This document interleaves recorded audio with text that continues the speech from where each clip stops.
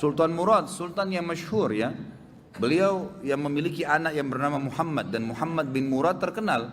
Beliaulah yang mendapatkan nasib yang luar biasa dari Allah diberikan kepada Sultan Muhammad Murad ini karena beliau mendapatkan fadilah hadis. Sultan Murad II ini ada tradisi dia yang sangat bagus gitu.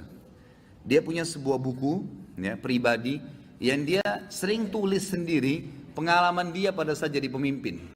Salah satu tradisi beliau ini, setiap malam beliau kadang-kadang sering keluar tapi pakai baju biasa. Ditinggalkan semua pakaian kesultanannya, dia keluar dengan penasehatnya berdua ngeliling-keliling di jalan Istanbul, beli makanan di pinggir jalan, berbaur sama masyarakat, dengerin keluhan mereka. Ada orang yang sakit dibantu, ada yang butuh bantuan, fakir miskin dibantu, dia tahu. Jadi dia tahu masalah di lapangan dan dia bantu, besoknya digaungkan, diaplikasikan, diperbaikin, begitulah. Satu malam dalam salah satu bukunya, dalam satu lembaran buku sejarah hidupnya, beliau bilang, satu malam saya nggak bisa tidur. Kemudian saya bilang sama penasihat saya, coba malam ini kita sama-sama yuk pergi keluar seperti biasa nyamar. Baiklah, jalanlah berdua ini. Begitu dia jalan, tiba-tiba waktu jalan di salah satu jalan-jalan kecil di Istanbul, ada satu orang jalan pegang botol khamr.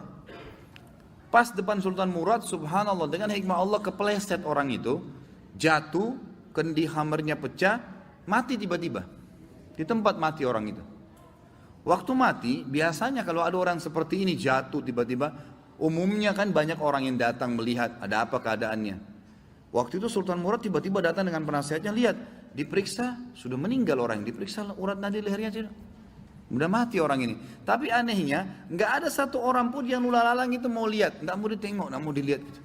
Langsung kata Sultan Murad, wahai muslimin, ini ada orang mati, gitu kan? Nggak ada yang nyaut. Dua kali, wahai muslimin, ini orang muslim, oh ini orang mati, nggak ada yang nyaut. Satu orang di situ, rumahnya rupanya dekat situ, dia bilang, kami tidak akan sentuh jenazah itu, walaupun dia sudah mati. Kata Sultan Murad, kenapa? Dia bilang, tidak anda lihat, dia pegang khamar, orang ini fasik, ahli maksiat, setiap malam zina, setiap malam mabuk.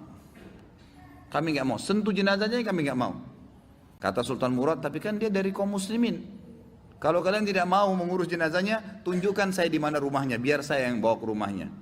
Ada beberapa orang, ringkas cerita, membantu Sultan Murad datang ke rumahnya. Diketok pintu, dibuka, istrinya lihat suaminya meninggal, nangis. Seperti umumnya biasa wanita, menangis, kemudian masuklah. Yang lain ini orang-orang yang tadi nunjukin rumah itu sudah pulang semua. Tinggal Sultan Murad sama penasehatnya. Duduk depan jenazah ini, istrinya nangis. Kata Sultan Murad, saya mau tanya, kenapa waktu tadi suami kamu jatuh, mati ini, nggak ada yang mau lihat jenazahnya.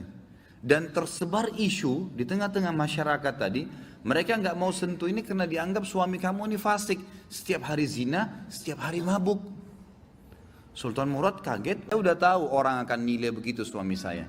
Tapi perlu anda tahu, suami saya ini bukan pezina, bukan orang mabuk. Sultan Murad bilang, bagaimana bisa?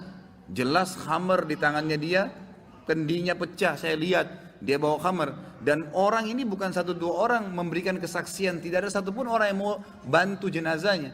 Dia bilang, iya, saya perlu berikan kepada anda kesaksian. Kata istrinya, suami saya ini orang sangat saleh, luar biasa ibadahnya kepada Allah, pada saya dan anak-anak baik, dan dia juga sangat dekat hubungannya dengan Allah, sholat malamnya nggak ketinggalan. Dia bilang, suami saya ini punya satu usaha di tengah-tengah kota sini.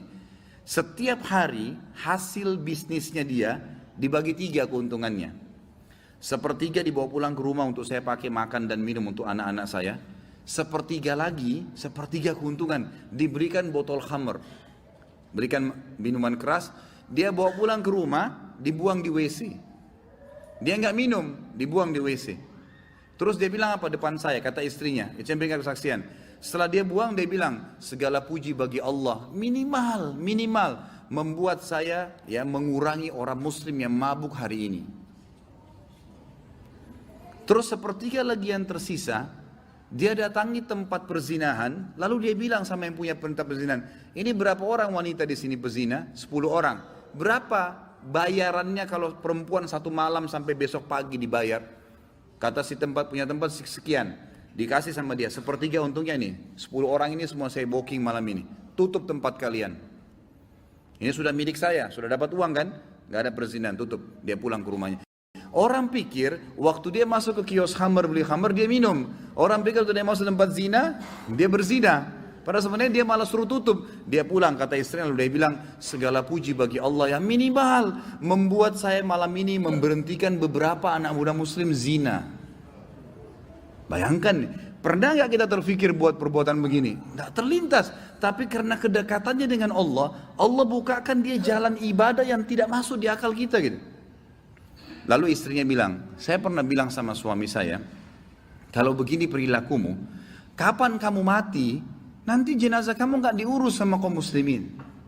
Ternyata terjadi, kata istrinya. Jenazahnya nggak ada yang urus. Tapi waktu itu suami saya sempat senyum. Dan suami saya bilang, tenang aja hai istriku. Kalau saya mati, yang solati saya nanti khalifah, sultan, penasehatnya, dan juga seluruh ulama Istanbul. Sultan Murad waktu itu menangis lalu mengatakan, suamimu benar. Saya Sultan Murad, khalifah muslimin, saya akan urus jenazah suamimu. Saya akan, ini penasehat saya. Kami akan solati dan saya akan undang seluruh ulama di Istanbul untuk mensolatinya.